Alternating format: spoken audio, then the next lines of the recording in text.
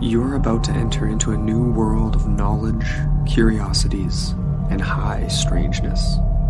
This is a podcast of Straight Up Strange Productions. This episode is brought to you by our Patreon supporters. Become a patron today at patreon.com/intotheportal.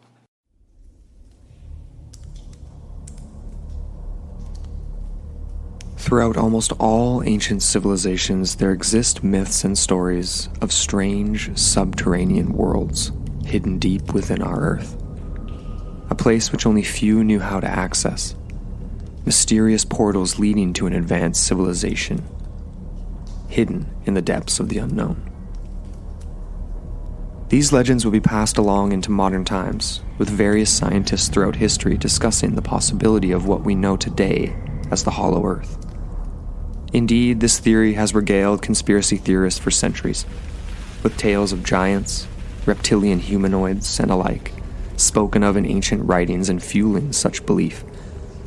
However, the idea of massive caverns, tunnels, and possibly continental-sized inner spaces hidden beneath the surface world is still believed by many to be possible. Join us on Into the Portal as we discuss what lurks beneath the surface, inside the Hollow Earth.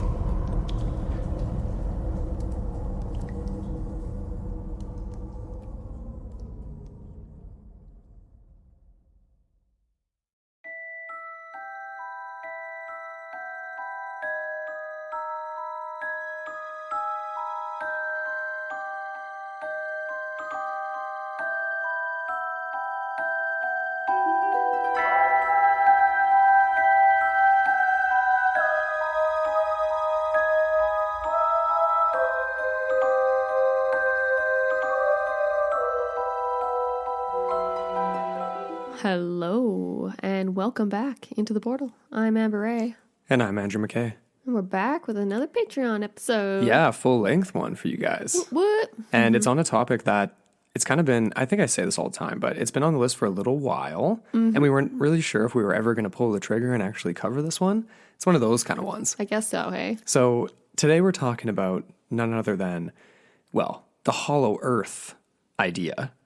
In addition to many other ideas that are tied into it. And Hollow Earth, lost civilizations. Exactly. All that good stuff. All that craziness that you guys know we love. Yep. And I guess in a way it sort of ties into our last regular release with the Atlantis of Japan and the idea of potentially advanced ancient civilizations descending into some sort of a Hollow Earth to escape cataclysm and things like that. Not to mention Kong, Skull Island definitely referenced that as well. Very true. And made that a viable part of the plot. So yeah, lots of inspiration for this one. We've just been right on theme for this one, totally. Yep. So essentially what we're getting into today is ideas around, what we're going to kick it off with is these ideas of ancient beliefs, myths, and legends surrounding a subterranean world, essentially. And there's different versions of this, but it's ubiquitous everywhere.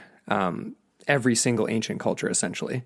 Fairly. And it's interesting because in a lot of these ancient past civilizations, they very early on looked underground and looked to these places, caves, underground dwellings, things of that nature as sacred places.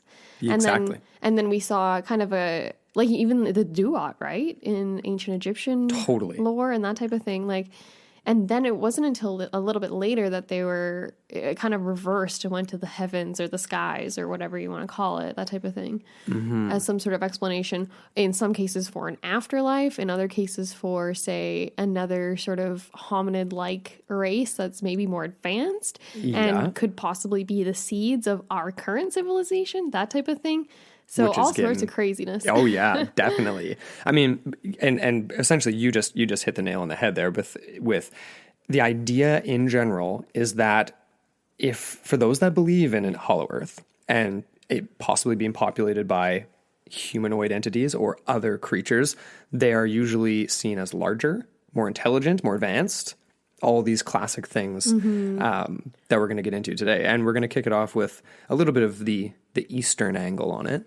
Well, there were some references here that we pulled up, such as the Chinese referring to this underworld as Hisitian, I'm probably mispronouncing that totally, but Nice try. It's all good. Yeah, it's kind of their version of what we know in the West, or what has been commonly referred to in the West as a place known as Agartha, which we'll get into more in a second here. But it's interesting because, even in Russia, we have a Christian sect known as the Old Believers, who refer to this place as the Belovodai. Yeah. And Janidar by the Kurzig people. So pretty obscure references there. Well, obscure indeed, but does that sound familiar to you? The Old Believers? They came up from our Kitesh from episode. Kitesh. Yeah, that's what I was going to say. That was my only reference to them. I was like, okay, that's interesting. In Asia, again, going back to Asia, there's another reference. It's a Sanskrit name. This is kind of funny for us because there's a festival that's held every year in BC, not too far away from where we live, but it has the same name, Shambhala, which also means place of peace, tranquility, that type of thing. Right. Not so tranquil at that music festival. Well, not that we've heard anyway. No, not in recent years anyway. But there's other references to like even just in ancient Greece when we covered the Minoans, right? Yeah. That type of thing. Like they had caves, the sacred spaces, places where they would connect to a higher power, a higher consciousness, things like that. An afterlife for sure. Definitely. Yeah. Again, going back to ancient Hindu beliefs, like there's a bunch going on there too, hey? Like you kind of pulled this up. Oh yeah, I mean, like again, like we could literally have an individual episode like per like, the ancient Greeks version of this, like the ancient Hindus version of this. But theirs is a little bit more detailed when you go back a little bit further in history with ancient Hinduism. And essentially they had a few different lands or realms where they were essentially just like advanced peoples that were living in these underworlds, essentially. In the okay, you pronounce this for me. You say it really well. The Mahabharata. Okay, there you go. There is a place known as Patala that others point to, and it shares many similarities with depictions of a subterranean world in other cultures. Though it's said that there are, essentially there's like this ongoing war with the Agarthans. So like Agartha, which is this city that potentially, if you want to go woo-woo, exists in the middle of the earth. And kind of has been looped into the realm of, I mean, it's just been tied into modern fiction and so much like today. So it's hard to kind of piecemeal out like what was the ancient myths and then that have now been modified. Getting back to Patala, essentially it's seen as the seventh layer of the underworld within Hindu scriptures. And it's said to be ruled by a people known as the Nagas, a half-human, half-reptilian species who are depicted within with jeweled hoods that essentially like light up their realm because it isn't as light as Upper Earth. And then is it like phosphorescence? That's what I'm picturing. I'm totally picturing that, like the diamond of death type deal. Like I don't know how you'd have to have that exposed to light though to make that happen, but or even just a lot of creatures that aren't exposed to UV light, right? Kind of like when we even watched what's it called, the Earth series, when they go into the depths and everything, and there's their own form of light. It's almost like a light show, like fireworks in some cases. I wonder, The Naga are, like we said in the beginning, this ties into every single one of these stories. They're highly advanced, a race beyond our own with cutting edge technology. A lot of the times in these stories, UFO type technology is referenced. What? Not in this particular ancient story, but they're said to be way more advanced than us. And occasionally in these stories, said to abduct, even kill, torture, essentially use humans for whatever they want. All right, that sounds more and more like an abduction scenario. Indeed. Here. Like alien abduction. Exactly, right? But then in most accounts, they are referred to as having a generally positive impact on earthly events and like to sort of stay separated. Okay, so kind of like Guardians, but on their own turf kind of thing. But doesn't that tie in very much to the UFO narrative too, right? It does, yeah. Right? Like There's we're watching over because we're concerned about nuclear technology or whatever, but it's weird, right? That is really weird. Hey friends, Andrew here. I just wanted to take a second to say that it's okay to not feel okay. Seriously, whether it's stress, feeling depressed, relationship problems, or simply feeling held back, like there are roadblocks preventing you from being who you want to be. Everyone has something like this in their lives. But one thing's for sure, it's always better to talk to someone about it. And what better way than anywhere and anytime that's convenient for you? We want you guys to take advantage of the amazing services provided by BetterHelp.com. Professional, therapeutic, licensed counseling that's tailored specifically to you. It's quick and easy to get started, and it's vastly more affordable than traditional counseling. And there's even financial assistance for those who qualify too. This is a service designed to help you be a better you and take control of your mental health and of your ultimate goals. So take advantage of 10% off your first month by visiting betterhelp.com/portal. That's BetterHelp, HELP.com/portal. Moving on to a little bit more west here. So, like I said, we could go on for days, but the ancient Celts had some interesting ideas around this as well. And in Celtic mythology, there was a legend of a cave called Cruachan, and it was also known as in Ireland as the Irish Gate to Hell, which reminds me a lot of Castle Hoska. And we're sort of jumping around here in my mind. I'm like, hey, wait a second, this grand unifying theory, everybody. Like, there's so many different places that could potentially tie into this idea of a hollow earth or caverns into the earth. Oh, yeah, and we got a list of them we got for you guys, so we'll reel those off in a minute here. But oh, yeah, big time. This is definitely, reminding me of Hoska. That's really interesting. Yeah, so this cave was viewed as a mythical or an ancient portal, essentially, right? According to the legend, strange creatures would even emerge from the cave and be seen on the surface of the earth, unlike any animals of this earth. Okay, so another sort of parallel to Hoska, except those were interpreted as demonic entities. Right. Mm-hmm. I mean, and that just ties in with the times, right? Like, so Castle Hoska and Castle Hoska, just for everyone's reference, is in the Czech Republic. Right. And Astonishing Legends did a really cool episode on it. And it's an alleged gateway to hell. Yeah. Mm-hmm. Check it out. Yeah, definitely check it out. We'll cover it one of these days. We'll go visit Jan and Alishka and do it ourselves. But, okay, all of this is pretty cray-cray, though, because essentially modern science holds that the Earth, like we were taught in elementary school even, right, is an unbroken series of layers, crusts and liquid magma surrounding a dense, hot core, primarily made up of iron, nickel, a few other minerals, right? Heavy metals. Yeah. And, but not everybody is convinced. And in the 17th century, some of really the leading, most famous scientific minds of the time came up with various different theories that the planet was actually hollow, or at least hollow in some places. And I wanted to kick this off with this guy named Rodney Clough, who is not from the 17th century. He is totally a modern author and self-proclaimed researcher. But I just wanted to read this first because it sets the stage for the ideas that people were trying to work with here of what the hollow earth was. So according to him, half the planet is taken up by surface weight, and then there's empty space, and then something else. Suspended in the center of that hollow is an interior sun that is divided by day and night sides. Okay, he goes on to say, I wonder. He goes on to say, the other part of the hollow earth is near the North and South Pole, and substantial openings are there that lead into the interior. So so the other part of the hollow earth theory is that there are entrances in the North and South Poles. And potentially various other locations that we'll get into as well.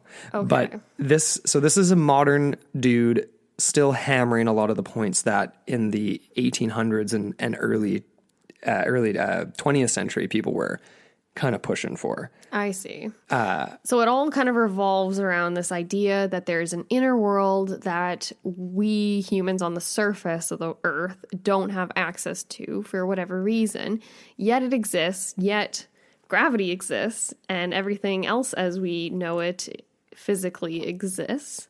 Indeed. That's very interesting. I love the concept of Agartha. Let's just touch on that for a minute before we get into all the different wild theories and theorists, because these are some colorful people. But they were all trying to sort of connect to exactly what we're talking about with the more ancient precedents, right? Set forth across many different cultures, but it's all centrally sort of focused in on this Agartha, which some refer to as the 8th continent of the world, and basically is this whole inner world within the world, if you want to call it that, connected possibly with none other than the Lemurians, the Mu peoples, possibly the Atlanteans, that type of thing. So we're talking all of our very quintessential ancient civilizations that were at one point highly organized and advanced and may still continue to be unbeknownst to us. So another idea, okay, so within Agartha, this like 8th continent, there's many cities, there's many realms. We'll go through a few of them. Shambhala is intimately connected with this. It's basically one of the biggest cities, and some people think that it's hidden in the Himalayas, but other people think it's hidden in the earth. So, or at least the entrance point to it could be somewhere in the Himalayas. But in some more crazy ideas, like even if you look at the pictures, right? Like Agartha is like the entire space, and then there's Shambhala is one of the biggest cities, and I think it might be the capital, that type of thing. Okay. But anyways, yeah. So there was this Russian mystic guy named Nicholas Roerich that looked for it in the Himalayas, but he never found anything. But it's, again, right, it's connected to this ancient race. We get references even in World War II, right, during the Nazi culture, connected to ancient Aryans, that type of thing. But according to one blog here that was called Aligning with Earth, the continent of Agartha is massive. 8th continent exists under the entire surface of Earth. So that would be big. There's countries, states, and different kind of people, just like on Earth's surface. And there's over 120 subterranean cities, and it's all very advanced. Here in this blog, they do reference specifically Atlantis and Lemuria. And it also talks about Telos. So there's Shambhala and there's Telos. And Telos is supposedly the largest of the cities apart from Shambhala. This is pretty detailed. Pretty detailed stuff. Fan fiction. I like this though because, well, yeah, fan fiction if you want to call it that. But once we get down a little bit further in the episode here, we'll talk about some real precedents in actual science. Definitely. And theoretical models and things of that such. But even apart from these massive cities, over 120 of them, there's also forests, there's fields, mountains, and oceans. And it says here that most of Agartha is 5-dimensional. So, okay. 5 dimensions. Are we living in 5 dimensions here? I thought we lived in a 3-dimensional world, but maybe not actually. No. Well, 5 dimensions. What would that really mean, though? I can't picture it. Actually, maybe that makes sense.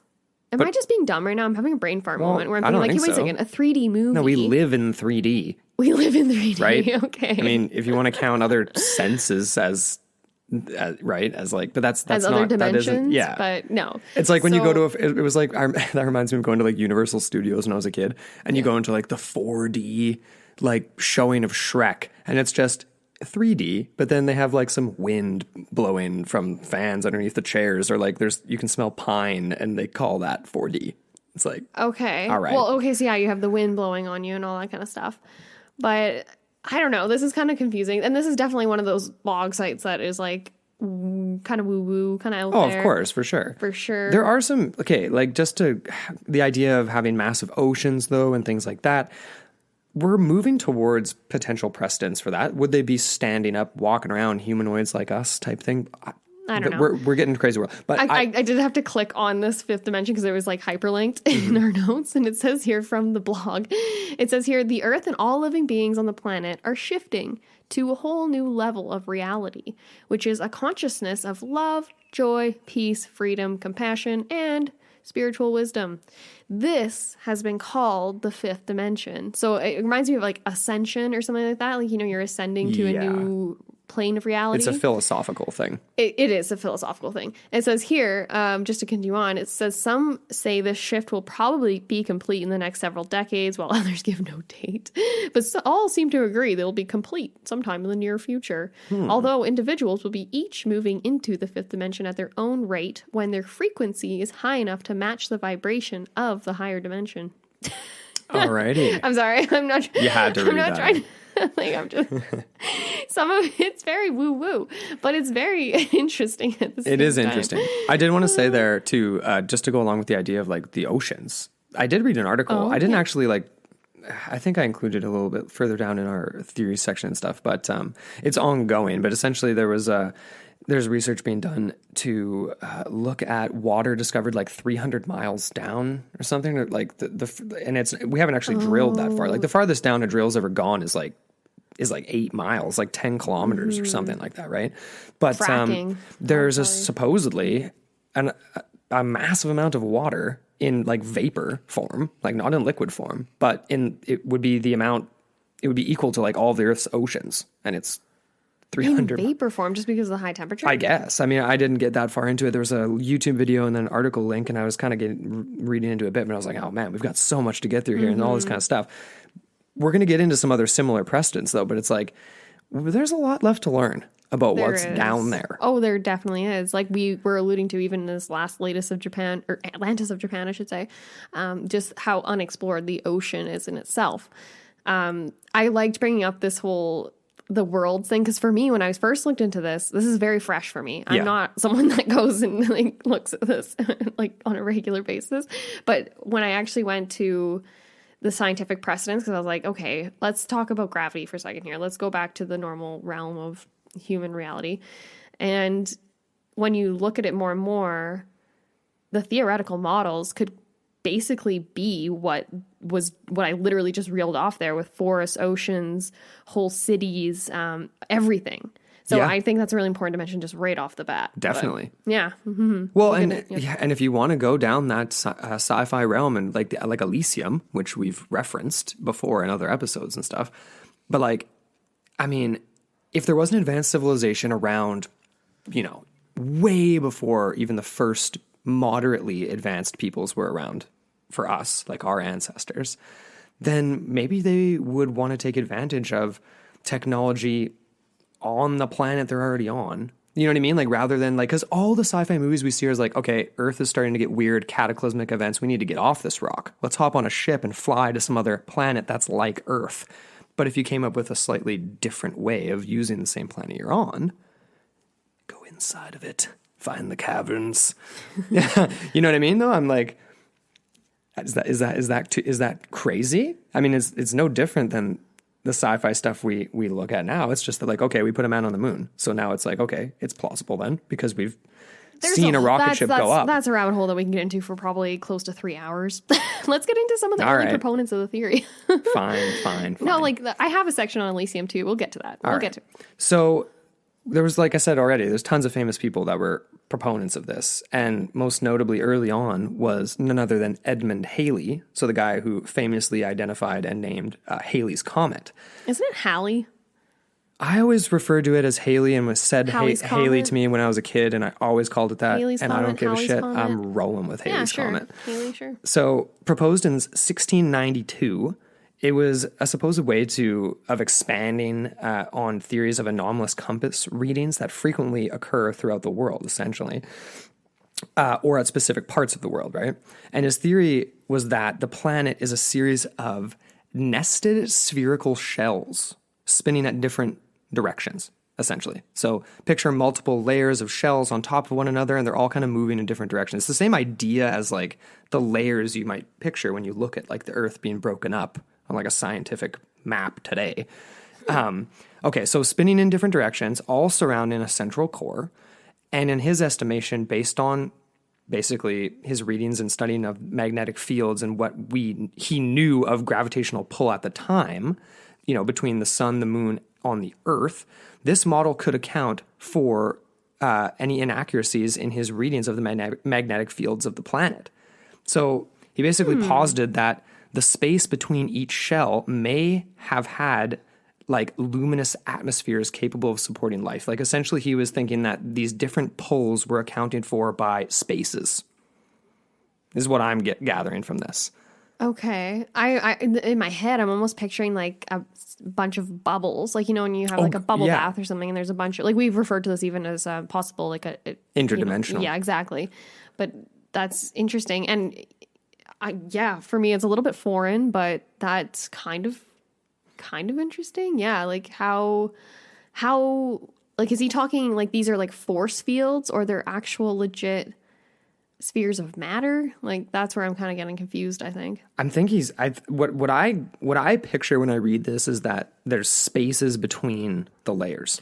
And so he's talking about energy spheres kind of thing. So it's kind of reminding me of Tesla now, because remember he's talking about each human's a battery and like how we could possibly each be a cell and that type of thing, and create our own energy fields and all that kind of stuff, and possibly become the World Wide Web just because of the own energy that house within our own bodies and things like that. Yeah. I don't know. That's getting pretty woo-woo. I mean, is he talking about energy spheres or physical spheres, like spherical shells? Like, so like picture like a basketball, and then a mini basketball within that, and then a mini one within that, and a mini one within that. And between each one is a luminous atmosphere capable of supporting life. I'm getting a different idea now. Okay, I'm not seeing bubbles anymore because it's a series of nested spherical shells. Like Russian nesting dolls. I see. Okay, like the Russian dolls. So each one of these shells is spinning in a different direction. Right. Okay, so it's not like a bunch of like pockets that make up the surface of the earth. Right. Okay, that makes a little more sense. I mean, that's what I'm getting out of that. Okay. That's interesting. Then so all surrounding a central core. Yeah. Okay. Yeah. So that's explaining we should have got anomalous Chris. compass readings. We really need Chris for this episode. Where are you, Chris? It's all good. I suppose we could have asked him like 10 minutes before we started recording like we normally do, but it might have been a little tight. Jumping up a few 100 years here, or well, not quite, but definitely a little bit further in the future. In 1818, the sort of next major development in this whole idea of the hollow earth came with a guy named John Sims Jr., John Cleves Sims Jr., to be precise. He's the guy who famously coined, or at least had them named after him, Sims holes, this idea of these entrance points like the North and South Pole, potentially even under the Pyramid of Giza, wherever. There's a bunch, and we're going to get into them.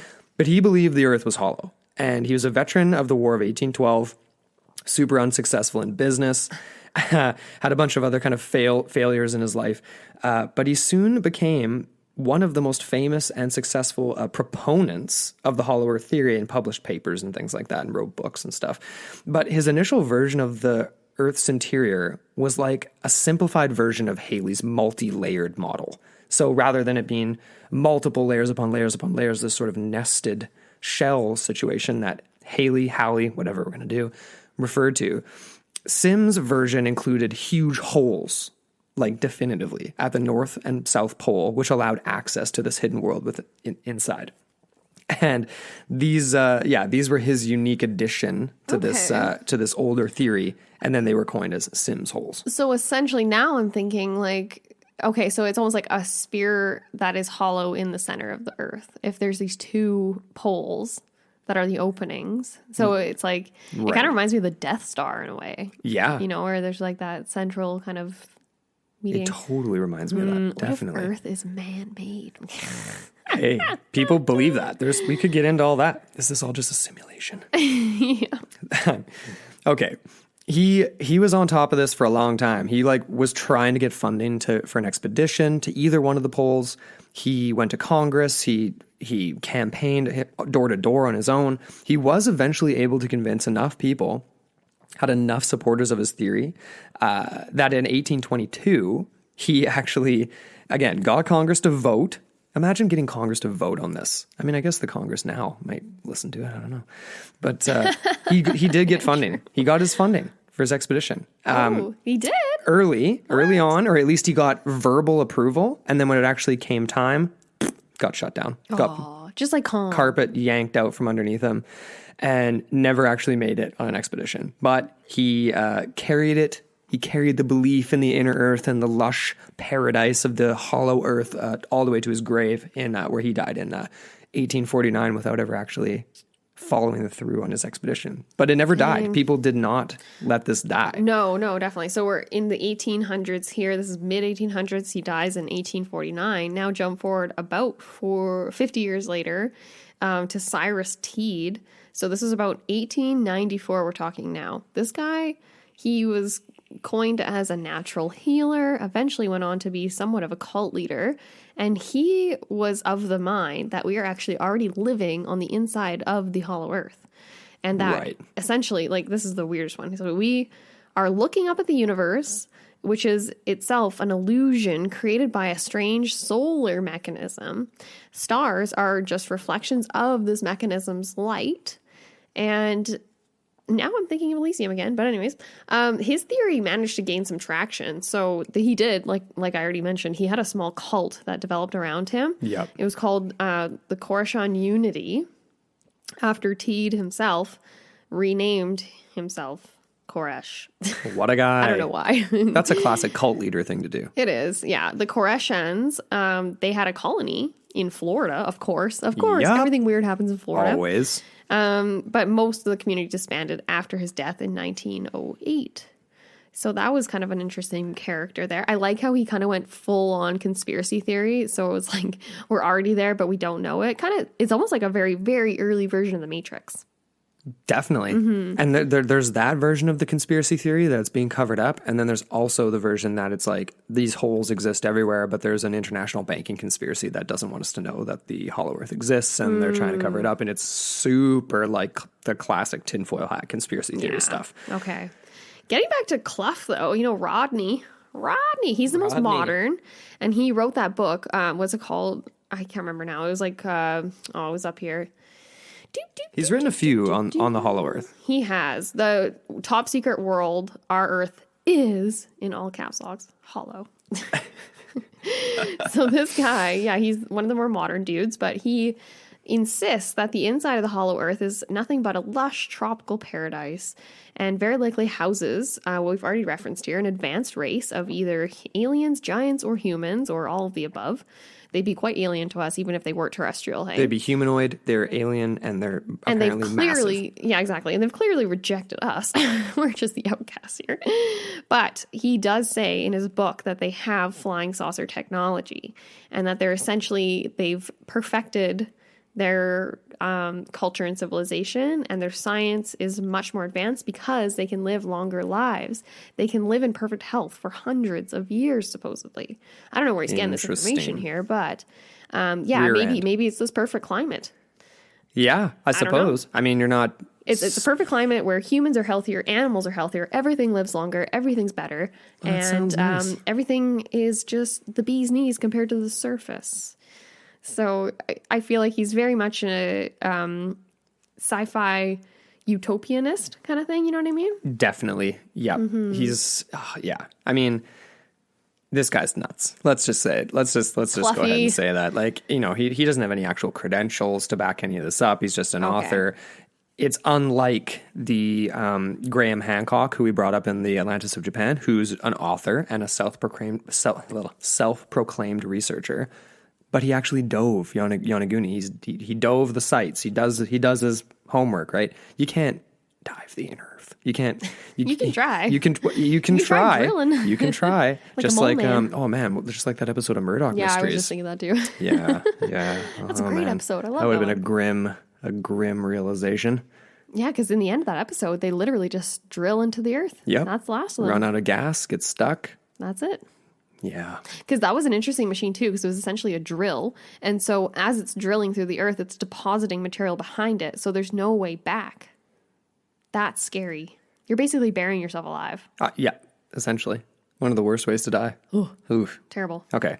Let's move on here. You'd probably run out of air before you know what I mean? You'd suffocate. You just get loopy. Most likely. Yeah. Great way to go. Great way. I'd choose it any day. Oh, yeah. All right. The panic would be just the worst part of it, I guess. Oh, God. I'm so claustrophobic. I wouldn't. There's no way. Things do, as we move forward here, get even weirder, believe it or not.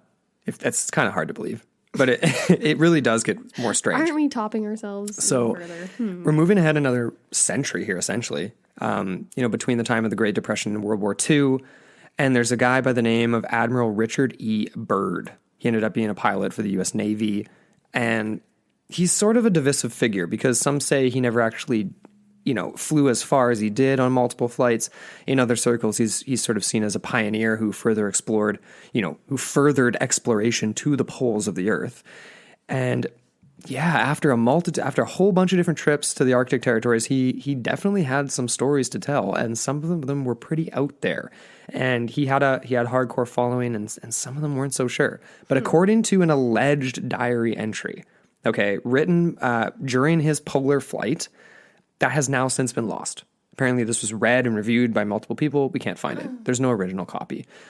But according to Byrd, in this diary entry, he describes flying into one of these Sims holes at the North Pole, and came across a warm, lush climate with massive mammoth-like creatures and an ancient human race that had been residing within the inner Earth. Let's just let that soak in for just a second. Let's just pause for effect right here, folks. Okay. Okay. So he literally like dove into a hole. Like, so I picture in my head, like, you know, if this is like a movie scene, he's like flying up over a ridge line, coming down into what is maybe perceived to be a canyon from a distance, but then is clearly just a massive gaping crater in the earth. Ooh, almost like in Star Wars A New Hope when they fly into the big ass like asteroid hole thing. Big ass hole, asteroid hole. The big ass asteroid hole. Oh my god, that's bad. Oh no. That's great. Okay, it gets even more strange though if we want to, because we mentioned UFO technology. He claims to have been commandeered mid-air as he was flying into this entrance. His craft was? His craft. And essentially aided in landing. So he's intercepted, right? By a saucer-shaped aircraft. And then upon landing, he was met by emissaries of this civilization who basically told him that he was in the mythical Agartha. They literally said Agartha. I feel like these are embellishments on the missing journal. Okay. So it wasn't, we're not 100% whether or not he specifically referenced Agartha or something Agartha-like. According to the sources that I pulled up, that was a word referenced. Interesting. Okay. Okay, is this guy just getting loopy? Is he running out of oxygen? What's going on here? I don't know. Is this, like a Gremlins-like situation? I don't know. Yeah. It's cold up there too, right? It's cold. Mm-hmm. Yeah. Okay, these alleged advanced peoples. It's so cold, it's hot. It's so cold, it's hot. So hot. All right. Okay, this ties into the UFO stuff too, though. These alleged Agarthans, or whoever you believe them to be, Lumerians, the ancient peoples of Mu, Atlanteans, whoever, they expressed their concern about humanity's use of atomic weapons during the Second World War. And essentially tried to, according to Byrd, employ him to be their ambassador and head back up out of the hole and return with this message of concern over nuclear technology. What do you think of that? I think that's a very individual exceptionalist kind of claim to make, you know what I mean? Like, if these people are as advanced as they are, why would they choose some random pilot to essentially act as their guardian, their emissary, or whatever you want to call it? Why wouldn't they go through more legitimate channels? And on top of that, if you want to add another conspiracy layer here, why wouldn't they have already infiltrated and already be in the top position so that they can influence the course of world history? Oh, that's just the humanist narrative, though, isn't it? Yep, it is. Right? But it's very interesting, though. I like that. It's very fantastical, obviously. And since we did recently cover the monster of Partridge Creek, now I'm thinking to myself, like, wait a second, did he go into a time slip? You know? Or did the monster of Partridge Creek come out of a Sims hole? Or that. Reptilians of the Hollow Earth. Plot thickens. All right. Let's add a dash of Nazis into this. Because why not? I mean, they were crazy, super into a cult. Because essentially there was a lot of speculation. It's like, why was Byrd even going there? Right? Like, sorry, who was he a national? U.S. Navy. He was the U.S. Okay. Yeah, yeah. Okay. And there was, again, speculation whether or not his flights were as long as they were, whether or not he actually embellished his flight path, right? Like wrote it down, like logged it differently. Others speculated that he was maybe there to essentially try to keep track of a Nazi presence. And there was a massive Nazi presence in the Arctic territory throughout the late 30s and into the war. Makes sense. Both north and south.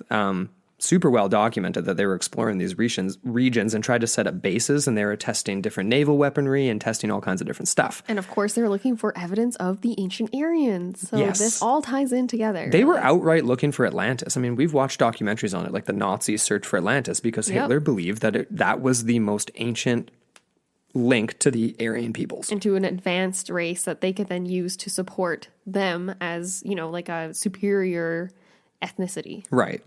Never worked out. No. Big surprise. But so obviously we know super into the esoteric stuff, the occult, craziness. So of course it's very easy to think, why wouldn't they send subs and expeditions to try to look for the inner Earth? Mm-hmm. This sounds very much like what the Nazis would have been into. And apparently there are a few maps that are potentially still even in archives, like German archives, that were recovered that were said to be instructions for reaching Agartha and different entrance points to the inner Earth. Okay. Okay. These were supposedly corroborated later on after the war by a letter discovered from a German U-boat navigator by the name of Karl Unger, who essentially claimed that their U-boat, the Sub 209, made it to Agartha somehow, went through a portal underwater. Okay. That makes sense, because I'm kind of thinking now, like, obviously the poles are covered in ice, so you would have to either drill through the ice or have some sort of underwater entrance. Yeah. So kind of reminds me of cool. The Abyss. I know, we just keep throwing out the movie reference. No, it totally does. I mean, I feel like everything we've been watching lately has been pointing us to do a Hollow Earth episode because they're all ties in. The ending of The Abyss in particular, right? Because they surface this massive craft that supposedly rises up from the depths of something that looks like none other than an underwater city like Atlantis or like in The Little Mermaid. What do they call that one? Oh. Anyways, whatever it is. I don't know. Nah. Okay, but this letter basically says that the idea is that some of these more esoteric thinkers within the Nazi organization that believed the Hollow Earth was a real thing, they were right.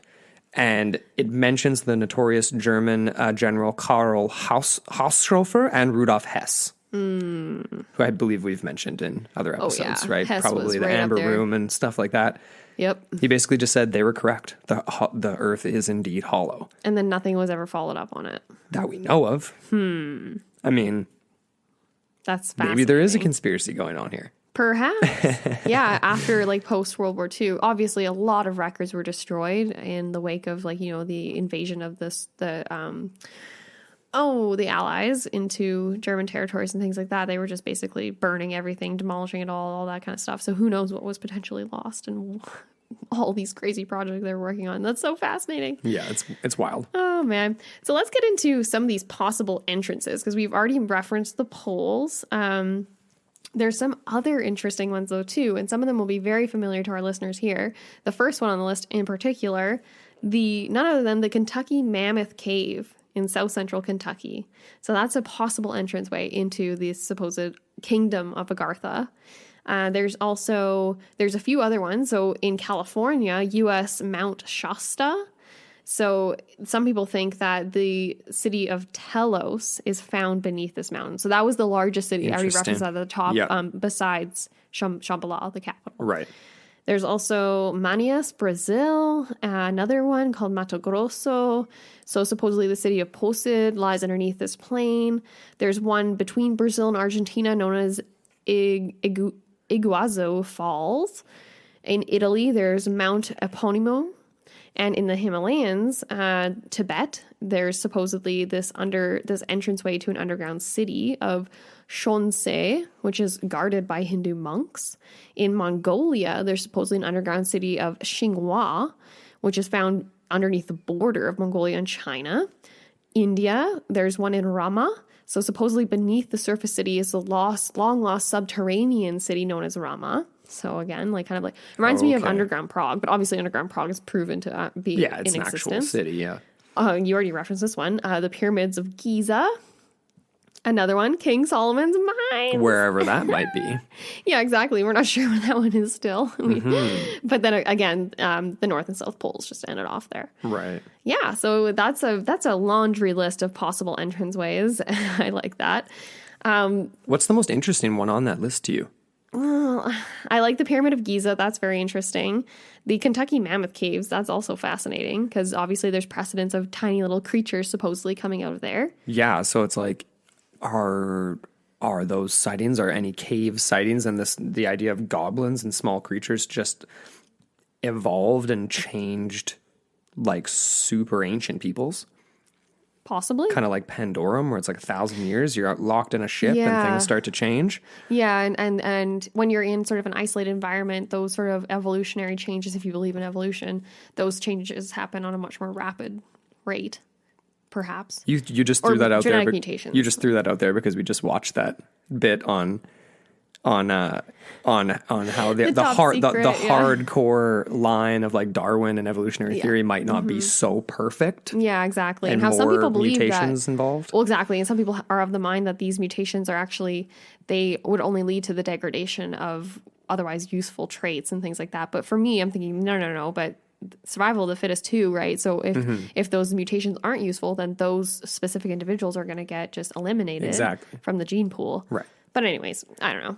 We're getting off topic. What about you, though? Is there any of those that... I feel like, definitely the Mammoth Caves for sure. Because of how massive they are and just this precedent of the goblins. And goblins and just these tiny creatures in cave systems, very much like the Kentucky Mammoth Cave system around the world, and how these are seen as portals, and they were used as special burial grounds, and people would go into them and not come out in ancient times. And definitely vibing with that. Yeah, for sure.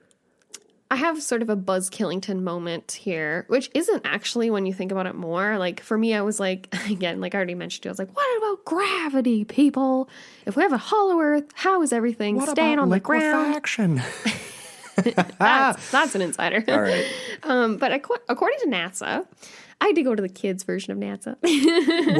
But this explains it really well. So it says here that gravity is essentially the force by which a planet or other body draws objects towards its center.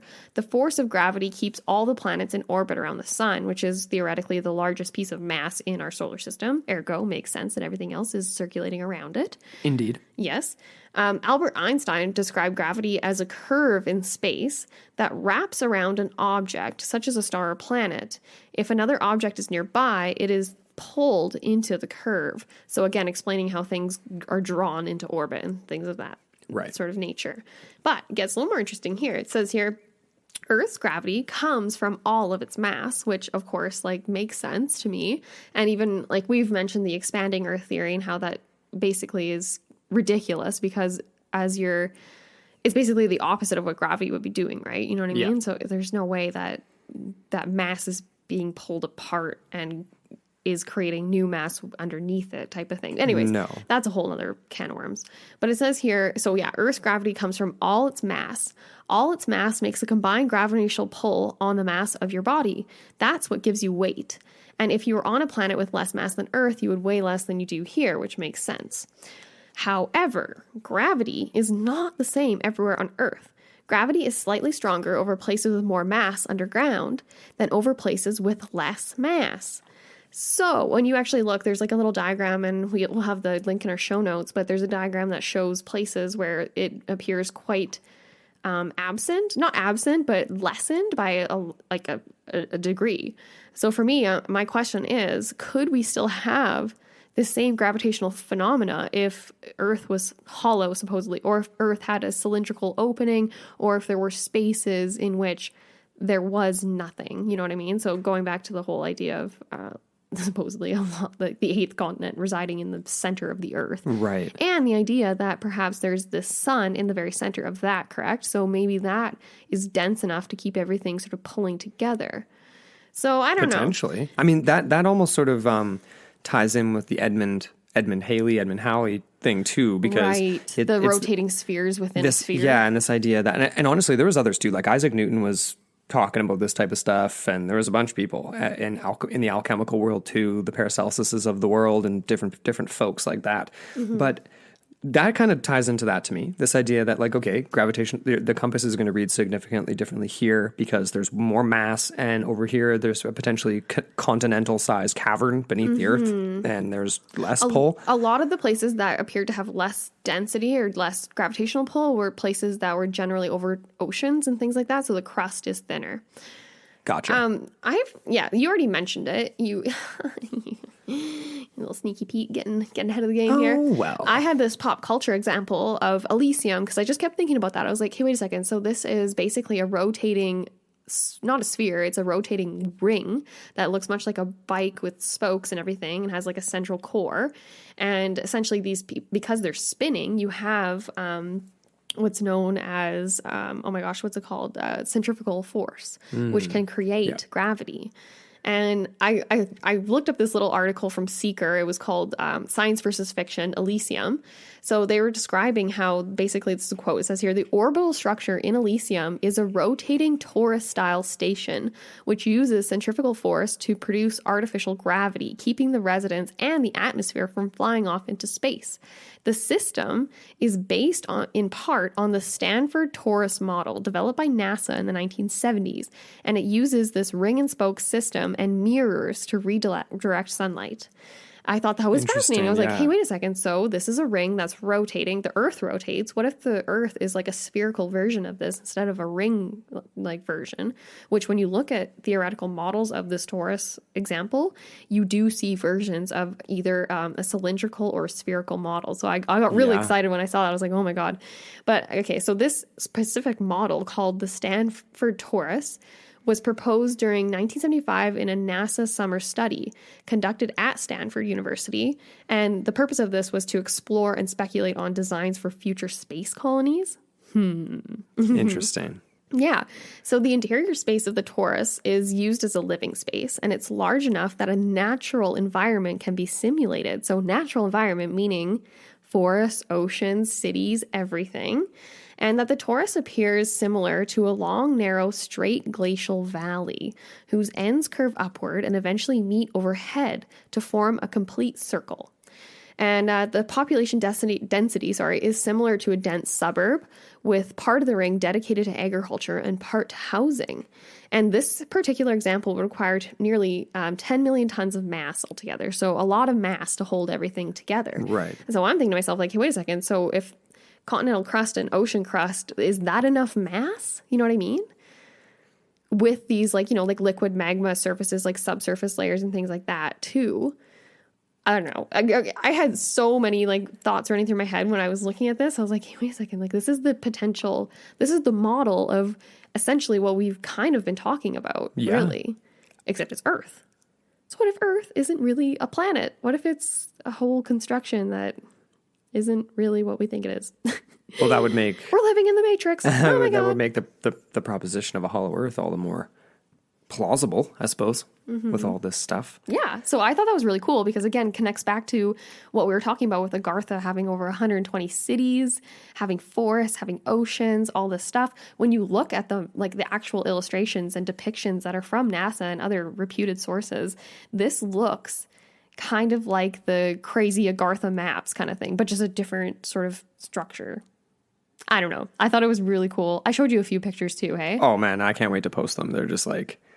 It is Elysium, essentially. If you've seen that movie, then you'll have a really clear understanding of what we're talking about right now. But if you don't, then be sure to go on our Facebook and on our Instagram because it'll be up there too. We're definitely going to post that stuff. It really does. It really does just make you wonder what was possible in a full cycle before us, or even before the dinosaurs, right? Like a full cycle before. Yeah. Because... oh man, yeah, it's just wild. It's just crazy. It is really cool. I love it. Even though it's all theoretical and the torus model was never actually put into operation as far as I'm aware. Maybe it is. No, maybe we're living in it. In a pre-historical civilization that had much higher technology than us. Working with actual science though, moving into some thoughts and theories here, I found some kind of interesting stuff that is just a massive precedent for complex life at subterranean levels, which is pretty crazy. So this is an article from the Smithsonian, and they're basically researching in various different abandoned mines and taking rock samples that were really, really old. So I have a quote here, and I actually accidentally deleted the name, so I will figure out who says this quote after the fact here, but... basically, this was near the top of the article. Ancient bacteria from nearly 2 miles below the Earth's surface. That is what first drew a scientist by the name of Tullus Onstott to begin his search for life in the most unlikely of places. And he's a geomicrobiologist that had attended a 1992 U.S. Department of Energy meeting about rocks that were estimated to be over 200 million years old. So much, much older than than most dinosaurs were. And these prehistoric rocks that had been unearthed from a gas explosion, they turned out to be absolutely teeming with bacteria. And these bacteria had been living in these Triassic rocks since they were deposited at a time prior to the age of the dinosaurs. Which is absolutely bizarre. That's insane. So they were exploring, they're digging wells for gas. Yeah, that was the idea. That was in this one, yeah. And so these researchers were going to various places for, wells being dug for gas. They went to South Africa in abandoned gold mining shafts that were super, super deep and going into water deposits down there to see what sort of different bacteria, if there was, basically just looking for microbiology type stuff, but then realized that there's way more complex life way deeper down than we ever thought. So not just bacteria, but they also found nematodes, which is really interesting because they are a complex multicellular organism that's a predator. It hunts things. It hunts other small bacteria and stuff like that. And they discovered a large number of these living in mines that were essentially, they were living in water that was existing in these mines that was anywhere from 3 to 12,000 years old from boreholes that were just chilling in there. Okay. So, and this is 2.5 miles down, this particular one here. So, these animals were the first evidence of this multicellular life this deep inside the earth. And we've only drilled down as far as 8 miles ever.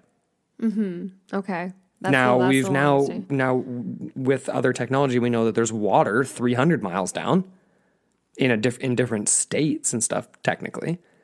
Okay, 300 miles down. This is one thing we didn't look up is how thick, like, you know, if you were to literally drill from one side of the earth to the other, how thick would it actually be? You know what I mean? Yeah, that's actually interesting. interesting. How much ground you actually have to cover. No kidding. Yeah. So this is kind of taking a different sort of approach because obviously these aren't advanced humanoid civilizations by any means or anything like that. But no, but it's a precedent. Yeah, absolutely. Sorry, are these anaerobic environments? So nearly deprived of oxygen? Essentially, they're anaerobic. Almost no oxygen. But they still move. They were still moving. Okay, there was another part too that they didn't actually go into detail in the article, but they found what appeared to be something like a crustacean in one of these shafts, like 2 miles down, as well. So complex forms of life, ridiculous depths, massive amounts of pressure, no oxygen, zero sunlight, and they are predators. These nematodes, they're hunting and they're living and they're thriving. Before you know it, they're going to get in their UFOs and come abduct us from the surface and then maybe do some cattle mutilations while they're at it. Okay, you're being silly, obviously. But the point is that this is like right here, we're working with like known scientific knowledge. Okay? Yeah, totally. We're going deeper into the earth and all of a sudden it's like, okay, hey, this stuff can survive and proliferate and be really successful at ridiculous depths. With completely different chemical compositions as well. Right. So if you add that into the realm of, you know, opening the mind a little bit to be like, okay, maybe we don't necessarily know everything about our ancient past. Maybe there were people capable of developing a Taurus-like environment to survive in, not out in space like Elysium. I don't know. Me don't know. No, nobody really knows. But I'm vibing with it because it just sounds so damn cool. You know what's interesting too that we can even bring up here is the Dyson sphere. So this was another sort of hypothetical megastructure that essentially, okay, so this was theorized to be a solution for a spaceborne colony that would need to harness energy from external extraterrestrial sources. So essentially it would encompass a star and capture a large percentage, not all of it, but a large percentage of its power output. And that to me, I'm like thinking to myself, like, what if there's a star in the core of Earth and we've already created one of these spheres and ancient, like, you know, this is so ancient that we have done a complete revolution and have lost that knowledge. Right. And no longer, it's almost like Cloud Atlas, right? Where there's so many different revolutions of Earth and human civilizations and things like that all this knowledge gets lost, yet it's still there. We just can't really see it or perceive it because we're basically ants in a colony and we can't see across the sidewalk, never mind, you know, like across the world, like that type of thing. Right. That's kind of going down to crazy town too. Not even though, because then even our own planet that we're on, whether you believe it's what you just described or just as is, like, you know what I mean? Like out in our galaxy, we've only mapped like 5% of the ocean floor. Yeah. We've only drilled 8 miles down. We've got a lot of haven't cured like anything like that these days. That's important. Like, and the thing is too, like, we can even go less black and white with the whole conversation. It's not like as if there's two like half moon shells that is Earth, and then there's these entrance ways at the North and South Pole. Like, what if there is just spaces like caverns that can house a population or a culture or something like that, or even just animals. Like, if we're not going advanced civilization here, like Kong Skull Island reptilian monsters. Ooh, the skull that crushers. don't need light, like these nematodes. Picture a giant nematode. That wouldn't be pretty. It would just be like a worm, but still. It reminds me of what was it? We were just watching season 2 of Stranger Things. What's the little kid's Dart. I was gonna say LARP. I was like, no, that's live action role play. LARP. God. Dart, LARP, same thing. Oh, Amber. You're giving away things about ourselves right now. What? I love Stranger Things. No, LARP. Oh, LARP. We only did it once. You were Franco Torino, the garbage man / mob boss. Mob boss guy. Yeah. That was so funny. I don't even know who I was. I can't remember now. But anyways, that's a different topic. You ready to kind of wrap this up? I was just going to ask you, like, where are you sitting with this whole topic? Like, what part of Crazy Town are you in right now? Man, that's such a good question. I feel like I'm such a I want to believe type guy, right? But this is obviously one of the most out there things we've ever covered on the show. And I say that all the time, but it really truly is, because we're talking about an inner sun and all this. Like, to me, it's almost more fantastical than when we're talking about the existence of trolls or goblins coming out of caves. Definitely. I get kind of confused too, even going back to the top when there was that guy that postulated that it was divided between like a day and night kind of thing. I'm like, hey, wait a second, where is the day and the night coming from? If like, because obviously that's created by the rotation of the earth and the lack of sun, because we're on the other side of the sun, ergo we can't see it, ergo it's dark. Right. You know what I mean? Like, so what's creating that on the inside of earth? Like, yeah, it was almost like he... That's my bone to pick. Yeah. Yeah. Well, you could pick many with that guy. Yeah. But the point is that people are still interested in this thing. I'm fascinated. I love the maps. Looks like Middle Earth kind of thing, or I don't even know. And I just want there to be like an underground layer with Godzilla in it. That's part of the Hollow Earth. That's like a real thing that just, just wait till I'm like 80 and then you can come up and just ruin everything. Like, I'm totally fine with that. I'd be super down for that. We'll go sit on a mountaintop, watch the whole thing, and then just die up there. Totally. That'd be great. Actually, well.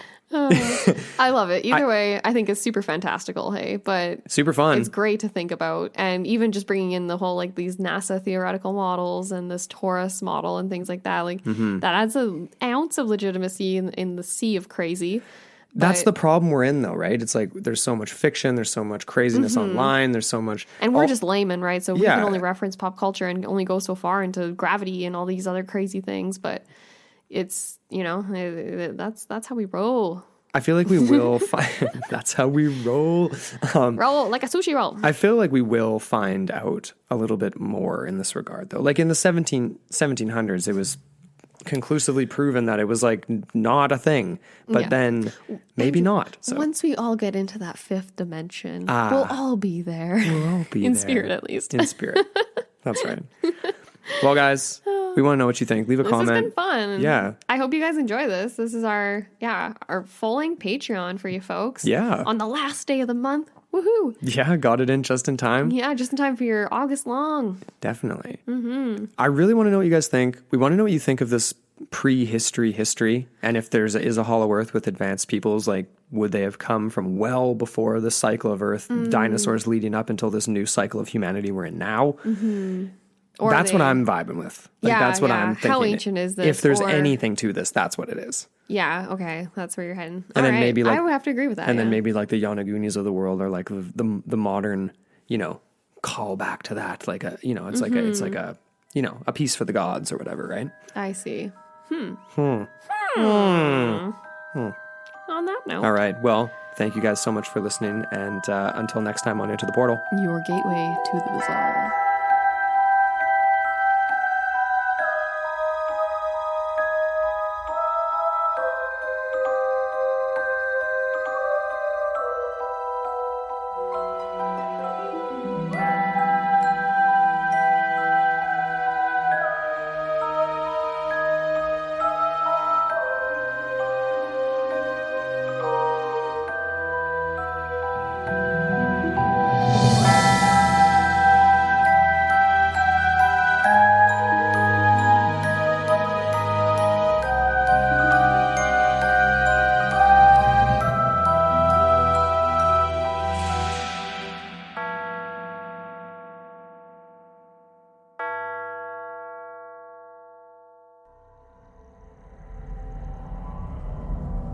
This podcast is a part of Straight Up Strange Productions. Discover more shows like this one at straightupstrange.com.